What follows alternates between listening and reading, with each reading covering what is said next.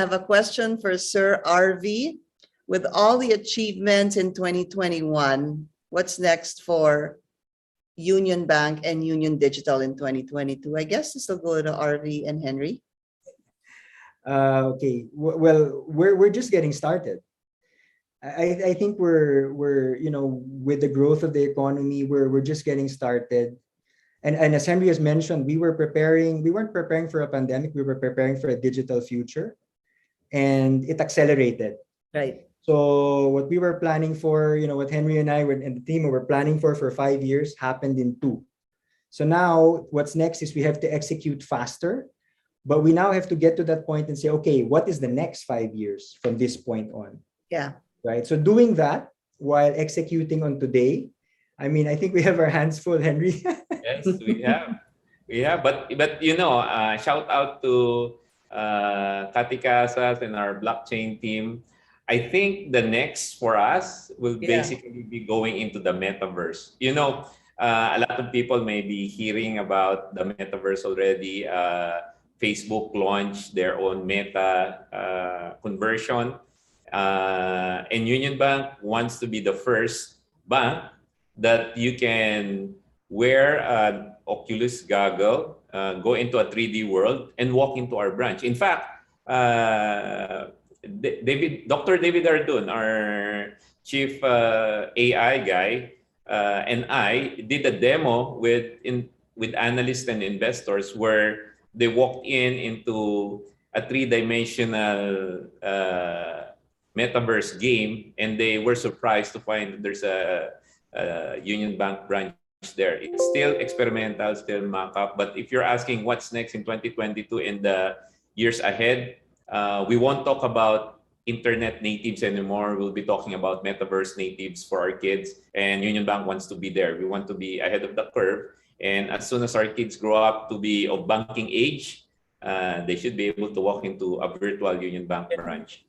It might even happen earlier. This is a question from Doris Tumlawa Badilla. If you will hit the 10 million customer base this year, when will you hit the moonshot goal of 50 million?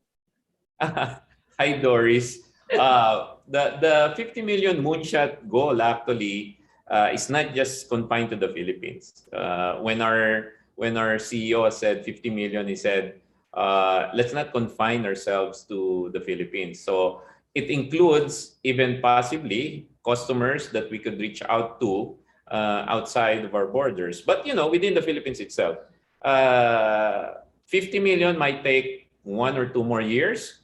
Definitely with RV's Union Digital platform, it will be much, much faster. I don't want to commit RV, but if Union is able to get 10 million right now, RV's Union Digital AI powered should be able to bring us much closer to 50. RV, sorry to put comment on that, RV.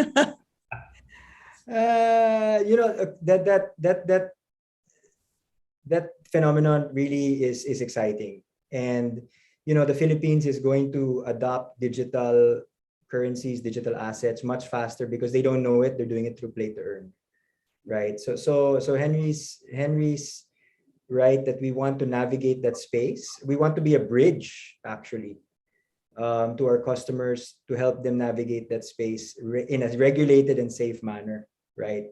We've actually also, the stats, I think, Pinky, right? Axie users, there's 40% Filipino. MetaMask, which is the wallet developed by Consensus, who also developed Ethereum.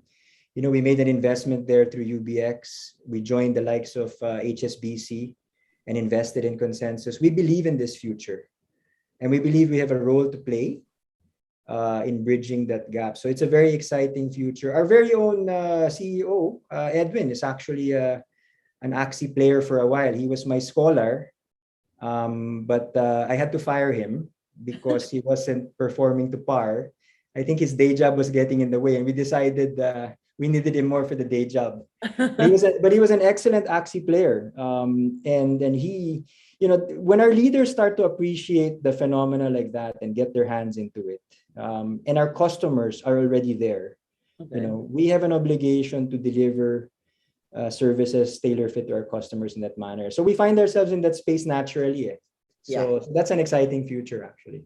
This is a good follow-up. I'm sorry, I lost it somewhere because other questions were coming in. Maybe while I look for it, I guess just a quick concern on maybe the increase was also exponential because we were all forced to somehow adapt to our environment with COVID, with the pandemic upon us. Was that a consideration? And hopefully things are going to be much better next year. Would you have to do some adjustments, I guess, in terms of trying to encourage and invite more customers? Yeah. So the pandemic really was a factor in our growth. Prior to the pandemic, we were growing at around 2,000 new customers per month. When the pandemic hit, we started growing more than 2,000 customers a day. The nice thing about it, though, is that because a lot more people are now doing digital transactions and more merchants are now doing digital transactions, the growth in that customer base seemed to have stayed at that level, so around 2,000. And, if you just do the math, going back to what Doris asked earlier, in 2020, we almost doubled our customer base. In 2021, it's almost doubled also. If we keep doubling almost every year, and if we're able to sustain the rate of growth that we have right now, even with things going back to normal, but the normal thinking is no longer analog normal, it's digital normal. So Unionbank is well positioned to exploit that.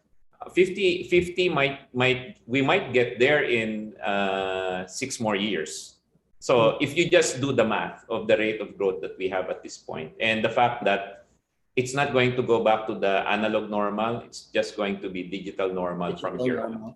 Yeah, so actually that was a question. I found it now from John Bueno. He says the growth has been phenomenal with your customer base. How do you keep the momentum? I guess that's the better question. How do you keep the momentum, digital and real person support available for everyone when they need it?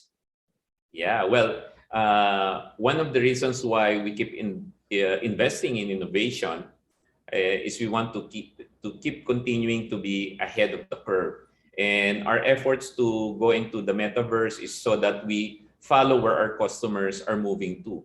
So 5 years from now, those that are playing in the metaverse are going to grow up and become the workforce of this country.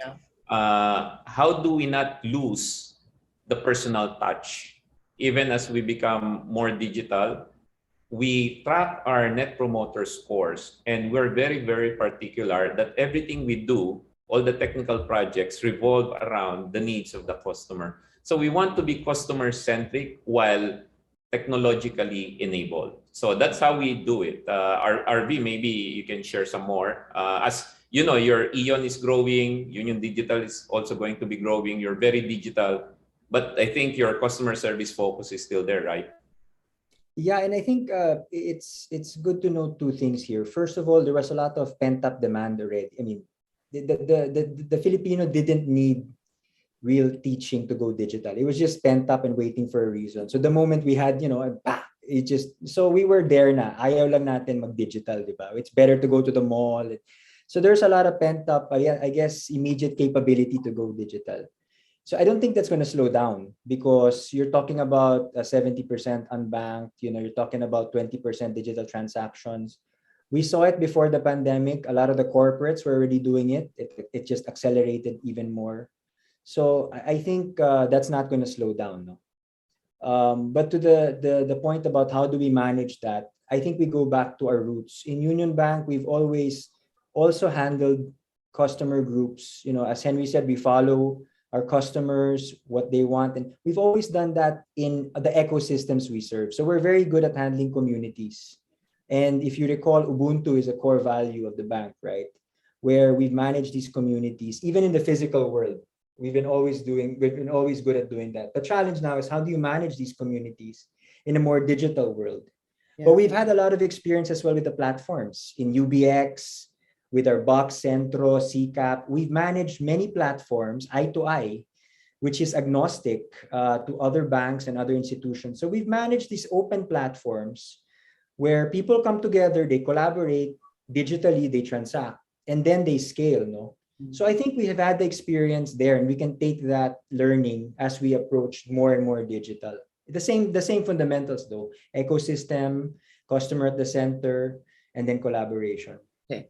From Marlet Salazar, what can legacy banks learn from digital banks in terms of digital enablement and cybersecurity strategy? Wow, that's I cannot speak for the other banks, but Union Bank, where we came from, not fully digital. We went through a transformation process 6 years ago, but having come from that era of not being fully digital, what we've learned is this: if you keep your strategy focused on the customer and focus on providing customer value, the natural solution will come in the form of digital and secure solution. So I guess as a general comment to other banks who would want to transform, it's not about technology. It's about understanding what your customers want. And in the era of the pandemic, customers want convenience and safety in terms of their banking needs. And of course, part of safety there is investing the proper cybersecurity framework. So I guess that's my take on that one. Keep focusing on the customer, and everything else will follow. RV, you want to say something? Yeah, I'll just add that what the traditional banks or the non-digital like banks or the legacy banks can learn, not just from the digital banks, but from the fintechs, is like the capability to accelerate with speed and then to be able to pivot. The speed and pivot is important. Customer needs are changing, trends are changing. You can't hang on to old policies, regulations. You have to be able to really rethink things all over again. So speed and pivot is something that legacy banks struggle with. Okay. Yeah. Can I add to what RV said? Because that's a good point. The customers right now want speed. They want decisiveness. Our CEO, Edwin Bautista, always tells us, walang teka-teka. When it comes to customer interaction, we move fast, we decide fast. And that's being customer-centric. This is also interesting from Tina Punzal. How do you approach non-tech savvy clients to go digital, like older pop? How many % of your whole client base has actually gone digital too? Wow. So that's interesting. We had that same notion 3 years ago. We thought digital was a millennial thing. Then I did my sorties in the South, and you know what, Pinky, we provide services to retirees of GSIS, and these are people who are above 65, Yeah. and we do meet and greet with customers, and the customers that we met in the South basically were using our Union Bank app, and they actually started teaching us. So imagine, in my own experience, and I started wondering, how come my parents, who are already in their 70s, know how to watch Netflix, know how to listen to Spotify without anyone teaching them? Well, the answer there is if it's very easy and convenient to use. So that's the same thing that we did with our Union Bank app, and that was an eye-opener for us. This is not just for the millennials. In fact, this will be used more by the older, more legacy customers that we have, and we didn't dissect, because to us they're all millennials of different ages. So that's how we've approached it. Let's not classify them anymore as such. Okay, what about this?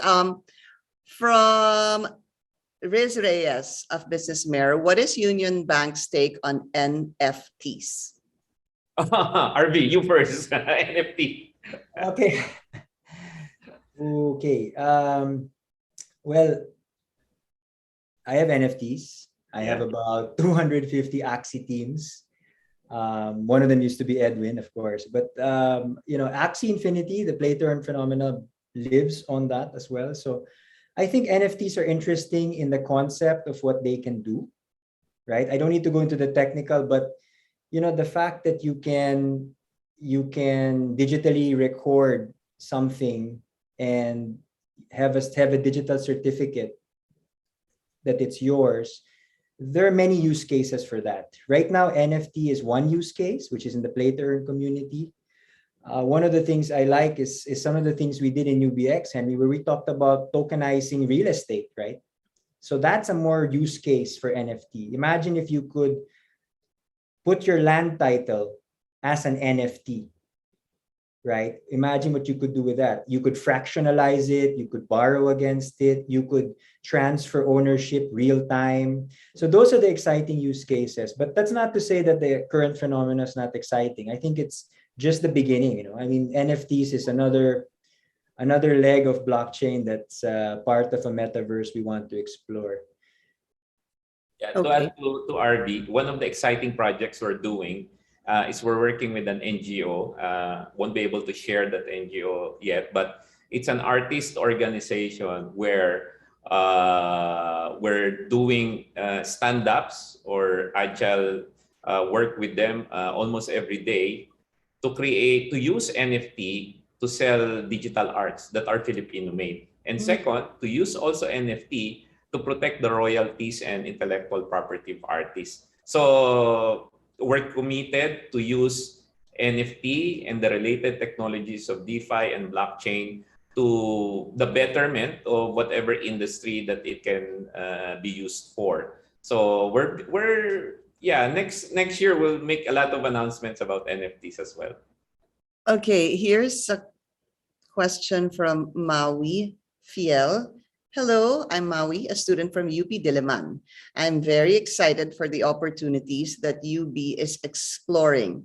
Can Sir Henry give us a sneak peek of the projects related to the cryptocurrency space and the metaverse? So excited for this. I think only UB is able to get into this space. Wow. So I think I think you need to answer that. I think a lot of people are really interested in blockchain cryptocurrency. I think we need a separate session about that. The public is really interested to know more about it. So for Union Bank, we're the first to launch our own stable coin. So we have that. That powers our I2I rural bank networks. We're also the only bank so far that has a cryptocurrency ATM machine. So if you have cryptos, you could go to that machine, withdraw or transfer ATMs and cryptos. And we will soon, for those of you listening who have crypto holdings, we will soon launch in a big way our crypto custodial services. So not only are we encouraging people to transact, but we're creating an infrastructure for them to transact safely. So the problem, kasi Pinky, is people don't know where to put their crypto holdings in a safe place, like a safety deposit box. Should they keep it in a Trezor dongle, or should they keep it in an exchange? One alternative will now be available next year where you can keep it in the bank. And it's going to be secure with the bank like a safety deposit box. So a lot of exciting things will happen. We're basically also helping a lot of the crypto traders in terms of their compliance and their secure processes so that as they grow their transactions, they won't get into trouble also with the regulators or with threat actors. So we're big on that, but I guess it will take us another session to discuss every Let's do other that. project we're putting together on the crypto space. Yeah, something to understand more. Here's a question. I missed this one from Rain Del Campo. There are actually two questions, but I'll just go to the second one for emphasis. If we compare UB's digitalization efforts to other international banks, where are we at? Are we one of the leaders in the industry? I think we've been validated by international award-giving bodies, actually. Just to cite an example, the ARC, the digital branch that we have, and Pinky, you've seen this. I was there. That's one of the best financial branches in the world, awarded one of the best. Just to share with the audience also that what we're doing in Union Bank is recognized not just in the Philippines, but also around the world in terms of the pioneering effort that we've done. The blockchain project that we've done, that's heralded in New York as one of the best blockchain projects also that has been implemented to date. So we stand toe to toe with other internationally digitized bank, and we're proud that we're a Filipino brand in that respect. I'll just add to that, Pinky, that because of the work we've done, as Henry mentioned, in the beginning we were trying to learn from a lot of these thought leaders, from a lot. So we were actually, speaking, learning in these conferences, networking. But after a while, other than being invited to have a seat in the table, we started to take a leadership role when we started to lead, especially around blockchain and open finance. And now it's exciting because we don't just stand, with them, but we're regarded also as an innovator among them.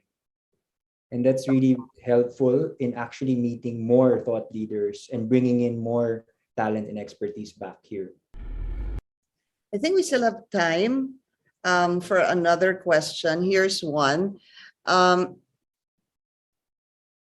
Keep losing it. Sorry. It's about the Omicron. So, here. First, what trends in 2022, in your opinion, will dictate the innovations and services offered by local banks? Henry? Yeah, so I guess the trends like the metaverse, Okay. that's going to create a lot of interest in the area of cryptos and blockchain. I think the ongoing pandemic and how it will evolve will also dictate on whether we go back to work or not.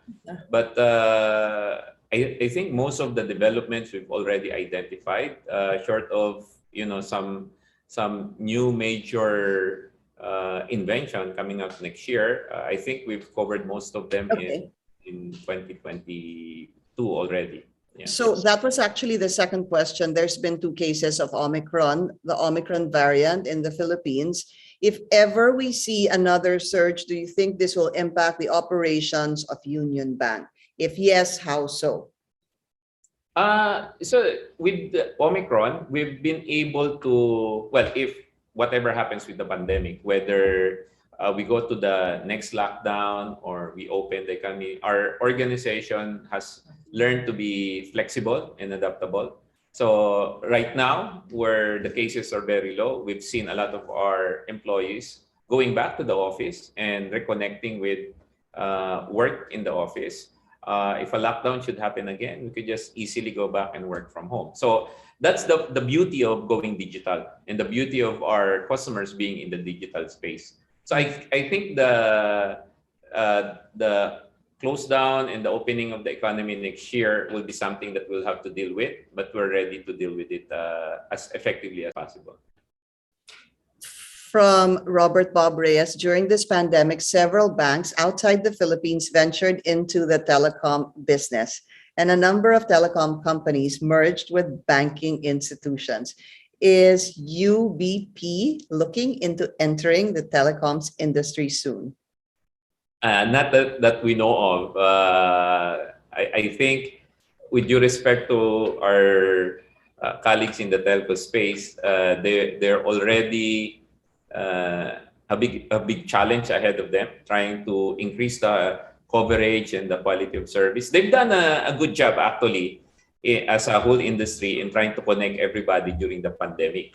And I think we have our hands full already in terms of banking for us to venture into another industry. Although we know there's a telecoms company two telecoms companies are now into the financial services area also.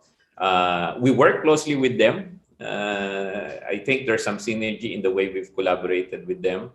So we'll focus on banking in the next coming years muna. All right, last question.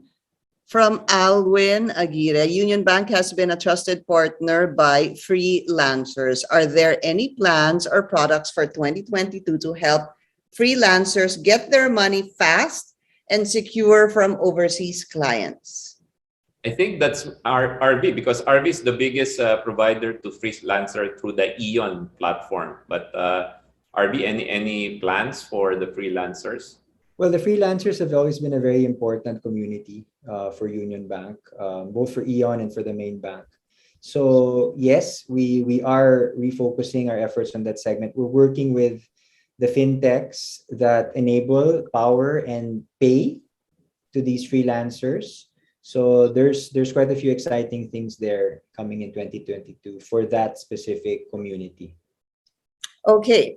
So again, earlier we talked about the importance of security and of course safety in banking. Maybe Henry, can we get an update from you on what is probably on many people's minds right now regarding the recent hacking issue? Thank you, Pinky. And yes, I think our media friends are also eager to know more about the recent video incident over the weekend. So not to take anything from today's topic, let me quickly address the elephant in the room. You know, as one of the receiving banks, Union Bank stands in solidarity with the entire banking industry and the relevant government agencies in fighting against the cyber criminals. We are collaborating closely with BDO. In fact, we've started collaborating even over the weekend. And we've pursuing the investigation of the fraudulent activities.